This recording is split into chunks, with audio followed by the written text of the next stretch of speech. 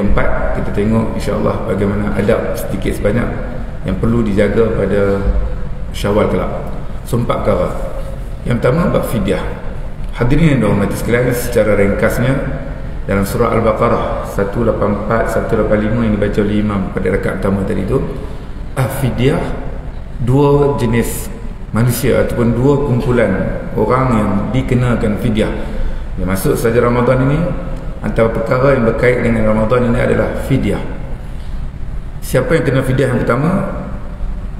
Mereka ataupun seseorang yang tidak dapat berpuasa dalam Ramadan ini, pertama kerana sakit yang dia hadapi, maridan aw ala safarin. Marid itu sakit yang Allah bagi kelonggaran untuk dia tak berpuasa, tetapi Allah Subhanahu Wa Taala suruh ganti balik dengan jumlah hari yang dia tak puasa tadi itu.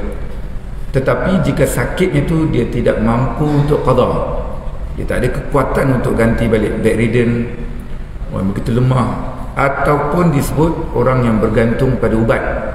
Contoh, doktor suruh dia makan ubat sehari 3 kali. Mana sehari 3 kali setiap 8 jam. Sedangkan kita di Asia ni, puasa kita di Malaysia ataupun sekitar ini lebih kurang 13 jam. Maka ubat yang dia kena makan itu, kalau tak makan, virus atau kuman atau apa penyakit yang ada tu boleh merebak lebih cepat dan ancaman kepada nyawanya. Antara orang yang kena makan ubat yang jadual yang agak rapat antara ubat itu antaranya orang yang kena AIDS atau HIV. Ubat yang kena makan yang kerap, sedangkan tempoh puasa tu 13 jam. Jadi jika dia lepas Ramadan nanti, katalah contoh Ramadan ni 30 hari, saya ambil maksimum 30 hari dia tak dapat berpuasa. Pertama kerana sakit dia, dan ada sakit tambah sebab makan ubat. Ada penyakit yang tak makan ubat tapi dia lemah, bedridden, orang tua. Tapi ada orang yang dia ada penyakit tetapi bergantung kepada ubat yang betul, dia boleh berjalan elok je, tapi dalaman itu memerlukan kepada ubat yang kena makan tempoh yang lebih pendek daripada waktu berpuasa. So dua keadaan ni bila dia keluar Ramadan nanti macam mana? Dia ada 3 keadaan: fidyah, qada, dan jika ubat ditemui ada ubat yang lebih canggih. Katalah lepas Ramadan ni doktor kata ada ubat yang lebih canggih ditemui, boleh makan 24 jam sekali je. Selama ni 8 jam kali. Katalah dos yang ditemui lepas ni, kajian-kajian klinikal kata ada ubat baru, sekali makan sahur, boleh sahur esok dah makan. So orang ni dia kena qada sebab dia ada ubat dah.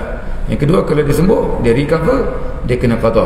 Tapi yang ketiga keadaannya, kalau dia tak sembuh, ubat pun ubat yang sama, yang kena makan kerap lebih kurang pendek pada tempoh 13 jam, maka orang ni dia kena fidyah. Itu yang kita nak sebut sikit, fidyah. Maka pertama orang kena fidyah orang yang sakit dan tidak boleh menggantikan setelah Ramadan nanti. Yang kedua, siapa kena fidyah? Orang yang tidak menggantikan puasa pada tahun semasa, disebabkan puasa yang dia tak dapat berpuasa, seperti contoh penyakit ringan. Perempuan dia haid, nifas, lepas salin nifas, ataupun darah datang bulan tu haid, ataupun kita orang awam ni migraine, gastrik, muntah yang dia mungkin hari tu dia tak larat nak puasa, dia adalah beberapa hari dia tak boleh nak berpuasa dalam Ramadan, ataupun kerana keculasan dia malah, memang malah nak puasa, penyakit yang ringan ataupun malas dia berpuasa, maka orang ini dia kena ganti pada tahun semasa.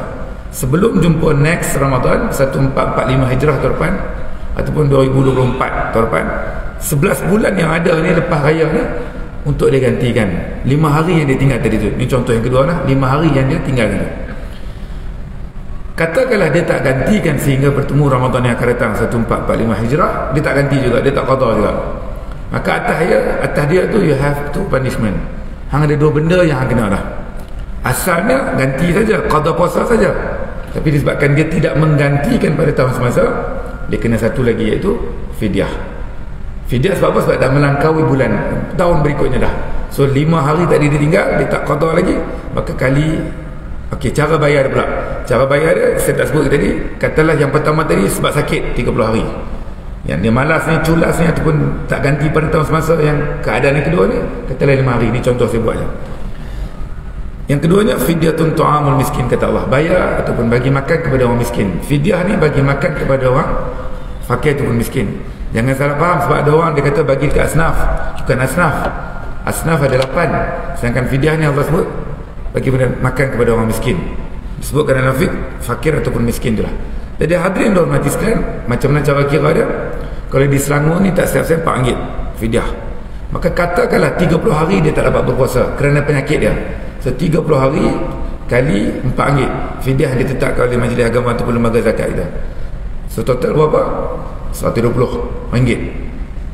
Dalam mazhab Syafi'i asalnya bagi makanan ruji, makanan asasi beras tu ikut kiraan 1 hari 1 mud beras.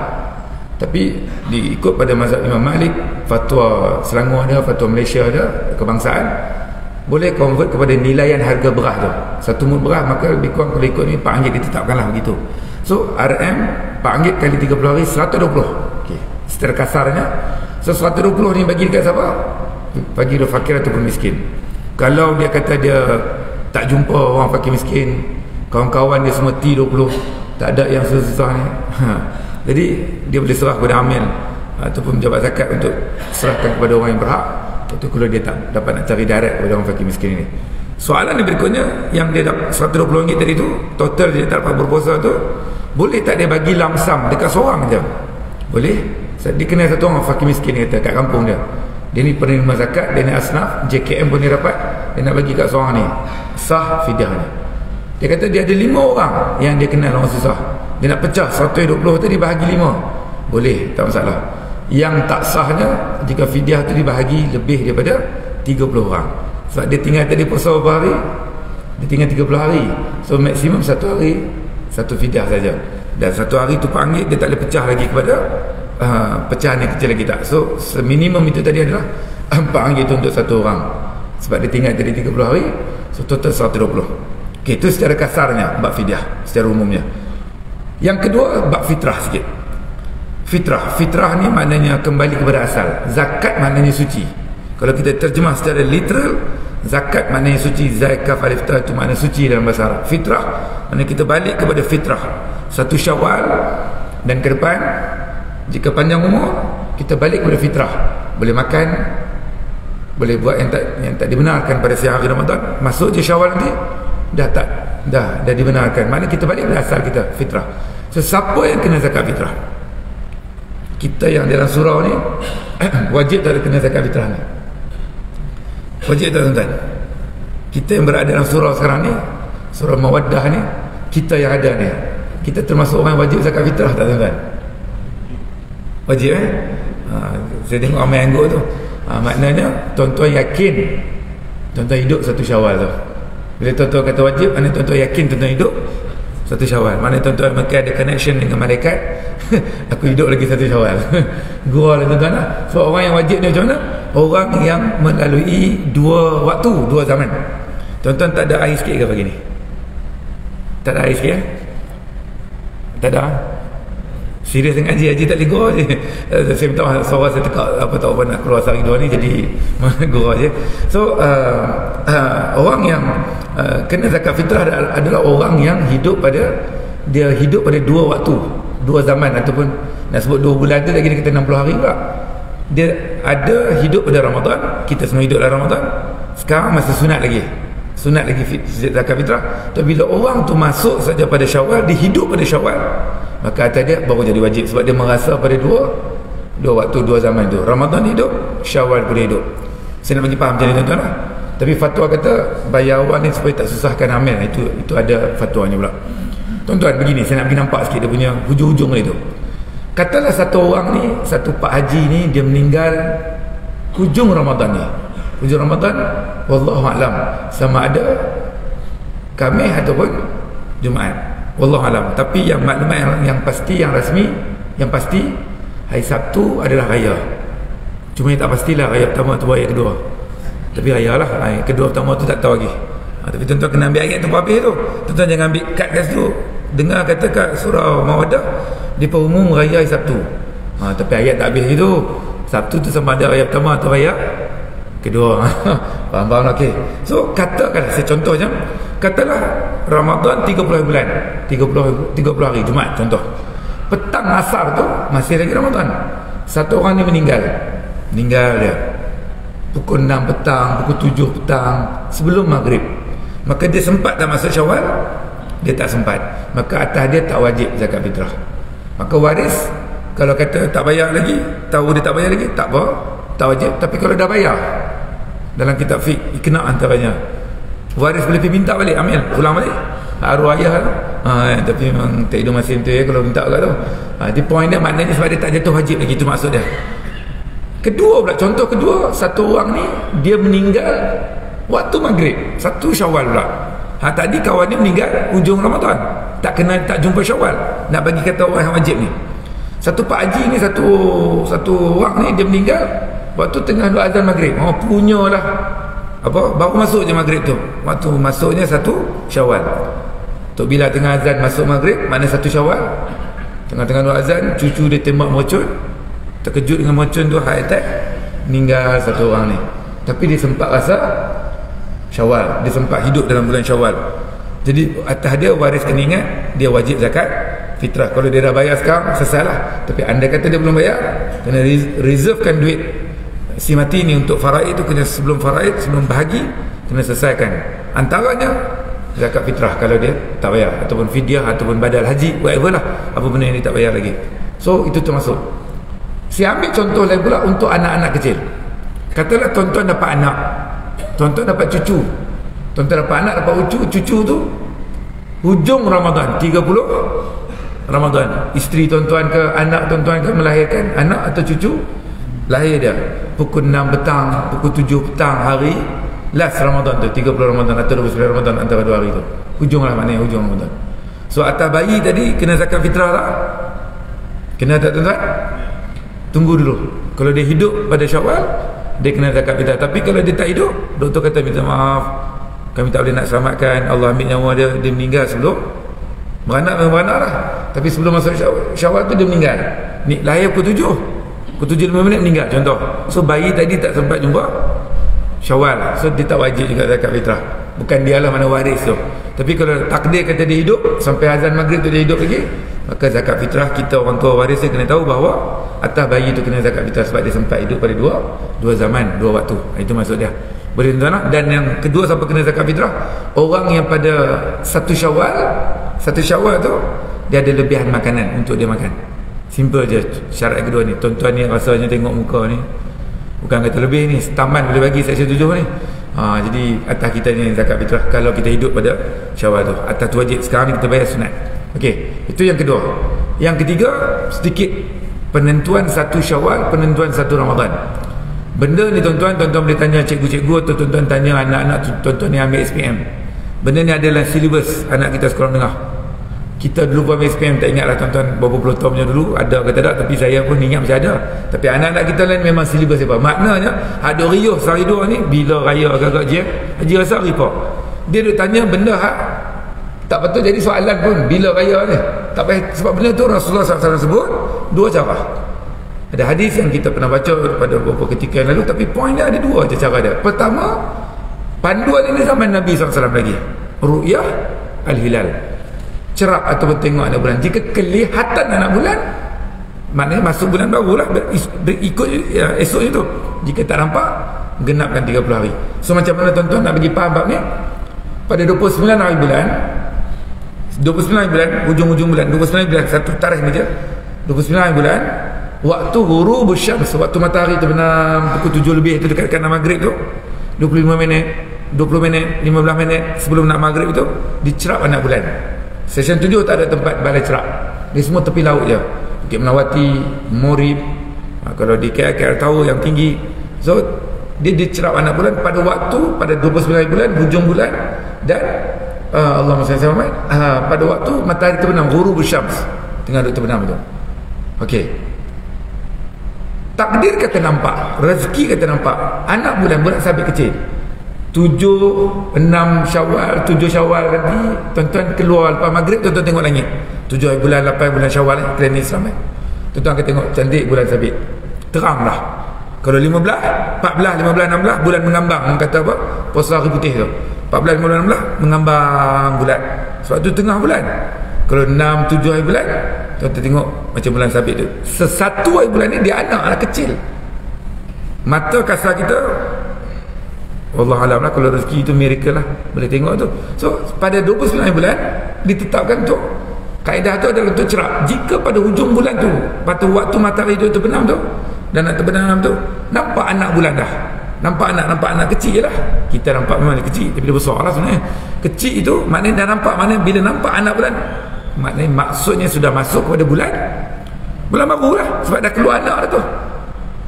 Maknanya esok tu kita raya, esok tu kita puasa kalau untuk Ramadan. Kalau untuk Syawal, maknanya maghrib tu kita nampak, esok tu maknanya masuk maghrib je lagi ni, maghrib 1 Syawal. Andai kata tak nampak, any reason lah, jerebu ke, awan ke, hujan ke, teropong cak ayam ke, kata apalah alasan tak nampak sekalipun, maka genapkan 30 hari. Mana esok tu last, genapkan 30, lusa baru kita puasa kalau untuk Ramadan, lusa tu kita raya baru kalau untuk Syawal. Maknanya tuan-tuan, dalam kalender Islam ini, bulanan itu 2 hari je ada, sama ada 29 hari atau 30 hari. Dia takkan ada 31 seperti mana Ogos. Tak ada 31 Syawal, tak ada 31 Zulhijjah, tak ada. Dan dalam kalender Islam, kalender yang menggunakan qamari, bulan ini, dia tak ada 28 macam 28 Februari, tak ada. Dia sama ada 2 je, 29 ataupun 30. So sebab tu kalau kita tengok pada kalender Islam, kalender yang menggunakan bulan ini, dia sama ada 29 ataupun 30. Setiap 29 bulan akan dicerap untuk lihat. Untuk untuk Ramadan 29 Syaban, untuk Syawal ini 29 Ramadan. So Khamis esok lusa ni, pada waktu petang pukul 7 lebih itu akan dicerap. Takdir kata nampak anak bulan, kelihatan anak bulan. Mana masuk je maghrib tu bulan baru dah, raya dah.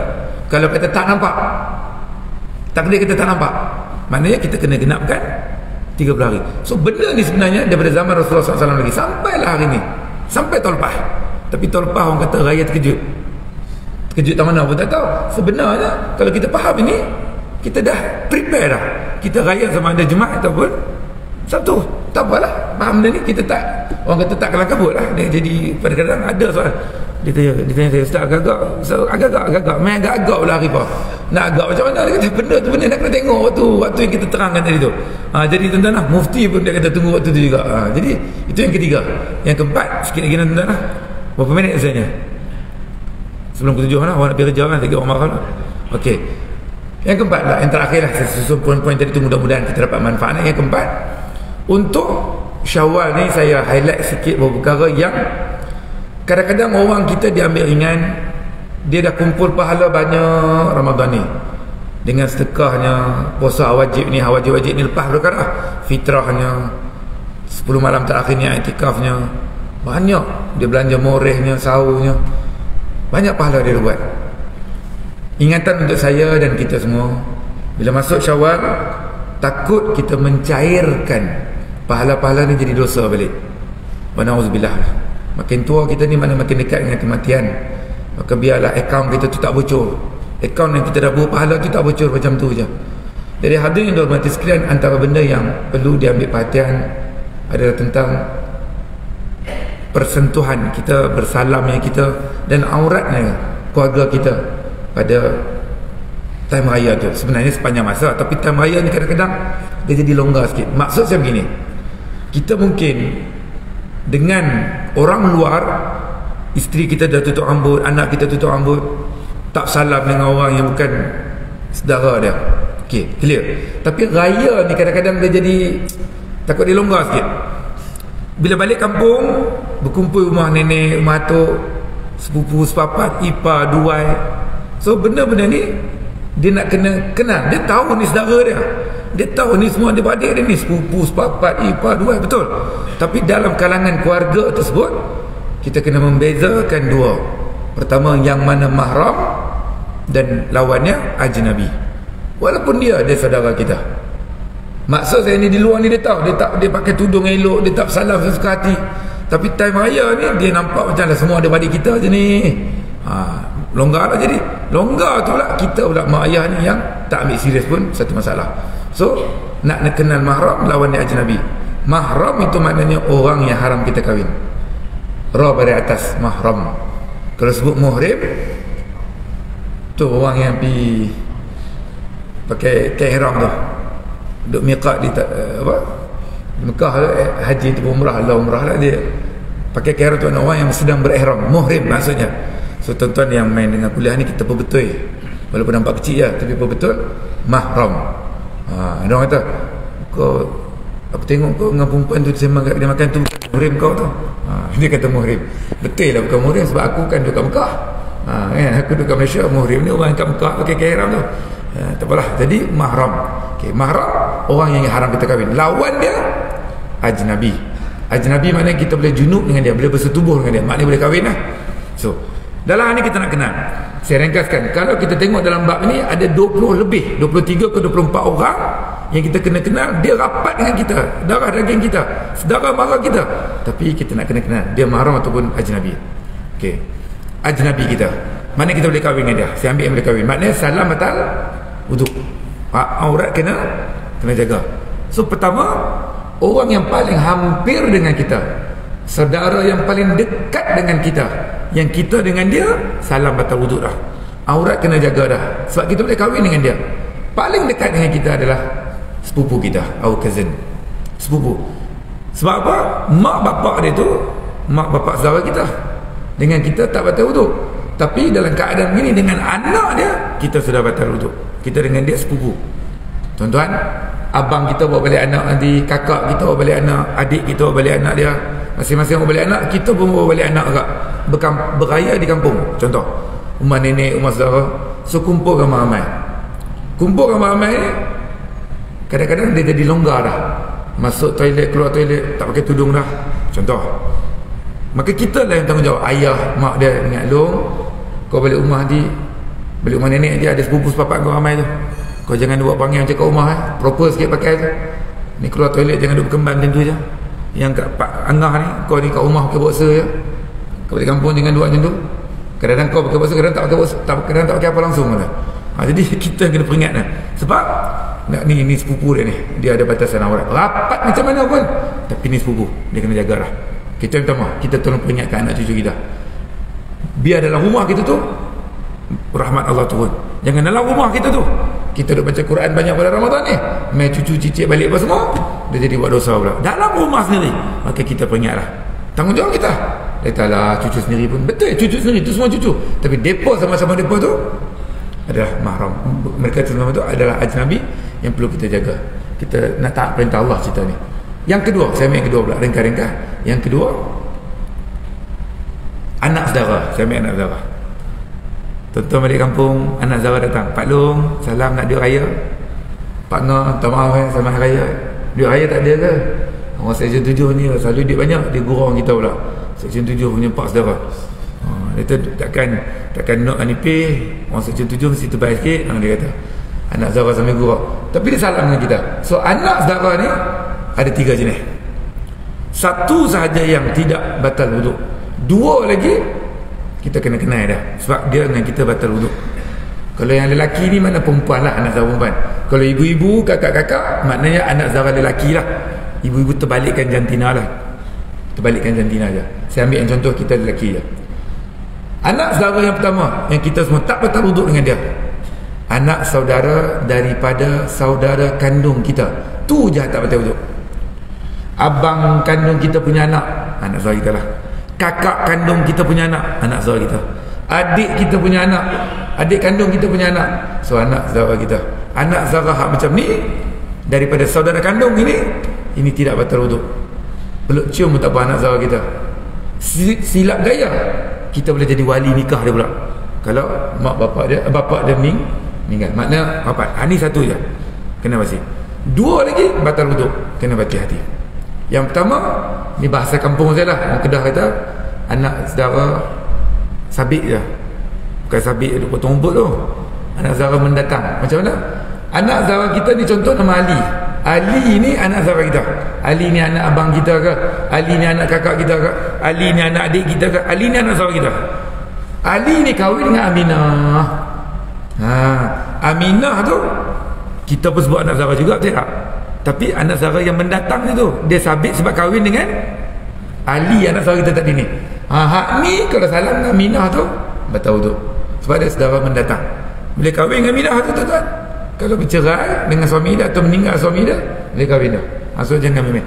Kadang-kadang dia memang respect kita, tapi respect bukan makna kita kena salam. Dia datang beraya rumah kita, Pak Ngah, Pak Long, Pak Zara dia adik kita, tapi Pak Zara sabit je ni. Minta maaf waktu sembahyang raya. Dia pun salam dengan kita. Kita pun salam juga dengan dia. Lagi dahsyat, kita tengok dia bersiap dengan serban dengan apa semua, nak main sembahyang. Kita pula imam kat masjid lagi nanya. Dah kuliah tahu nak dengar. Jawatan tu kekal sampai kiamat, tak ada siapa boleh ambil. Oh, contoh kita orang kat sini tak lah ni. Jadi dia salam dengan anak sahabat dia, dah patah wuduk dengan confident dia, confidence semua dah. Mai Allahu Akbar, imam satu serban hantar kepala, serban hantar bau, serban kat tempat sujud sebab covid dia tu. 3 serban. Tapi sebab hukum tak tahu, nanya sembahyang tak sah. Sebab apa? Sebab tadi dia bersalam dengan, kalau ikut dalam mazhab Syafi'i itu memang tak boleh tu. Okey, yang ketiga, anak Zara juga dan batal wuduk. Anak Zara belah pasangan kita. Anak sebelah, anak saudara sebelah pasangan kita. Kalau ibu-ibu mana belah suami dia lah. Kalau kita mana belah isteri kita. Kita kena pastilah. Nama kalau lelaki ni, kita lelaki anak Zara perempuan lah. Ni Siti ni. Oh, Siti belah isteri aku. Ni anak kakak ipar aku. Ni anak abang ipar aku, belah isteri aku. So dia main beraya rumah kita, atau kita balik beraya kampung belah wife kita, kita akan jumpa ramai anak Zara belah wife kita lah. So kita kena kenal ni semua anak Zara yang belah isteri kita. Maka kalau kita salam batal wuduk. Boleh kahwin dengan mereka tu, cuma Allah tak bagi buat madu je. Allah tak bagi buat madu je. Tapi kalau kata meninggal atau bercerai, boleh kahwin dengan anak Zara. Sebab tu batal wuduk. Okey, tu yang ketiga. Kumpulan yang kedua. Kumpulan yang ketiga, mak Zara, ibu-ibu saudara kita. Kalau muslimat, mana bapa Zara. Kita balik kampung, kita jumpa mak-mak Zara kita. Kalau muslimat, mana bapa Zara. Kita hormat mereka, mereka mak Zara kita. Tapi hormat kita tu, kita kena kenal mana mak Zara yang aku salam tak batal wuduk, dan mana yang aku salam batal wuduk. Kena kenal baik-baik. Sebab kadang-kadang mereka tahu aku tak ada salam dengan budak ni, tapi dia hulur juga, dia jadi sebab salah dah. Sebab kita pula yang buat angin benda ni. So sama macam tadi, mak saudara kita pun macam tadi juga. 3 keadaan. Satu saja mak saudara yang tak batal wuduk, 2 lagi mak saudara batal wuduk. Muslimat terbalikkan, mana bapa saudara lah kalau ibu-ibu So mak saudara kita yang tak batal wuduk seorang aja. Mak saudara daripada saudara kandung ibu bapa kita. Mak ayah kita punya adik-adik kandung. So mak saudara kita lah. Hak ni je tak batal wuduk. Yang kedua batal wuduk yang mendatang tadi tu. Mak saudara sabit sebab kahwin dengan bapa saudara kita. Pak Long ni bapa saudara kita, tapi Mak Long tu dia mendatang je sebab kahwin dengan bapa saudara kita ni. So dengan Mak Long tu kita nak pergi beraya, sekadar hormat, tak perlu salam. Kita hormat tu dengan kata kita jaga batasan dia. Bukan mana kata hormat dengan salam, hormat kita jagalah. Kadang-kadang mereka tahu kita pula yang balongan dia jadi sebab salah waktu tu. Dan yang ketiga, mak saudara yang tak batal wuduk, mak saudara yang batal wuduk. Jenis yang ketiga, mak saudara sebelah pasangan kita. Kadang-kadang mak saudara ni muda lagi sebab apa, adik bongsu ayah mertua kita, adik bongsu mak mertua kita. So mak saudara kita tu dengan kita batal wuduk juga. Kalau orang tanya tuan-tuan, lelaki yang depan saya ni, kita ada iddah tak tuan-tuan? Kan kalau kita tahu perempuan dia ada iddah kan, kalau bercerai atau meninggal, kita lelaki ada iddah tak tuan-tuan? Ada tuan-tuan. Secara kasarnya 2. Satu, kalau dia dah ada 4 isteri, dia bercerai seorang, dia nak nikah lain, dia kena habiskan tempoh iddah isteri yang dia kena cerai. Isteri yang diceraikan yang keempat tu baru boleh kahwin lain. Sebab kalau dia kahwin lain, lepas tu dia pergi rujuk pula isteri yang lama tu, dia akan jadi 5 isteri. Sebab tu dia kena selesaikan iddah. Sebab takut dia pergi rujuk pula, dia nakal sikit, dia punya akal je, dia kata apa pula tak boleh buat 5, aku buat jadi boleh 5. Cerai seorang, dia nikah lain 4, rujuk balik hal lama jadi 5. Sebab tu dia ada iddah, dia kena habiskan iddah isteri yang diceraikan kalau dia ada 4 isteri. Dan yang kedua, iddah lelaki macam mana? Kalau dia bercerai dengan isteri dia nak kahwin dengan mak saudara isteri dia. Mak saudara belah isteri dia. Madu tak boleh, Allah tak bagi. Tapi boleh kahwin jika bercerai ataupun meninggal. Jadi belah mak saudara dia tu, mak belah isteri dia. Jadi maka itu iddah yang ada. Lelaki tu kalau nak kahwin dengan perempuan tu, dia kena habiskan iddah dengan isteri yang diceraikan tu, sebab dia nak kahwin dengan mak saudara perempuan tu. Sebab Allah tak bagi bergabung, takut dia rujuk balik kan. Okey, yang terakhir saya ambil yang terakhir lah. Yang terakhir dia walaupun ada 20 lebih, dia agak panjang sikit. Ipar 2 itu confirm batal wuduk. Itu confirm batal wuduk ipar kita. Yang last but not least Tiri. Sebahagian kita ni ada hidup dengan orang yang namanya tiri. Apatah lagi orang yang berusia lebih sikit. Ayah dia kat kampung tu kahwin dengan mak baru. Dia kahwin mak baru dah, mak kandung meninggal. Ayah seorang kat kampung tu nak datang untuk Seksyen 7, dia tak mau. Dia tak bayar rumah bandar, dia nak rumah kampung lah. Lepas tu dia tu boleh tolong cari bini pergi kat aku seorang tu, buat teman aku. Kita pun cari bagi seorang rumah kat dia. Kita berkata nak nikah buat apa, ya tua-tua dah nak buat apa. Dia kata pandai lah aku buat apa, kalut apa, pandai lah nanti. Dia lagi bawa balik. Ada orang tuan-tuan dia kata, Allah tua-tua dah nikah buat lagi, nak buat apa lagi. Pandai-pandai dia dah, tak payahlah dia tanya. So biar dia lah, ada orang tukang urut dia buat kawan menyembang kan. Okey, ada orang masalah yang saya jumpa, dia tak bagi ayah dah kahwin. Dia kata tua dah, tak payahlah. Halang orang buat apa tau. Okey, so katalah saya buat contoh, ayah tu kahwin dengan satu perempuan. Perempuan ni pula janda atau balu. Janda maknanya suami dia bercerai, balu maknanya suami dia meninggal.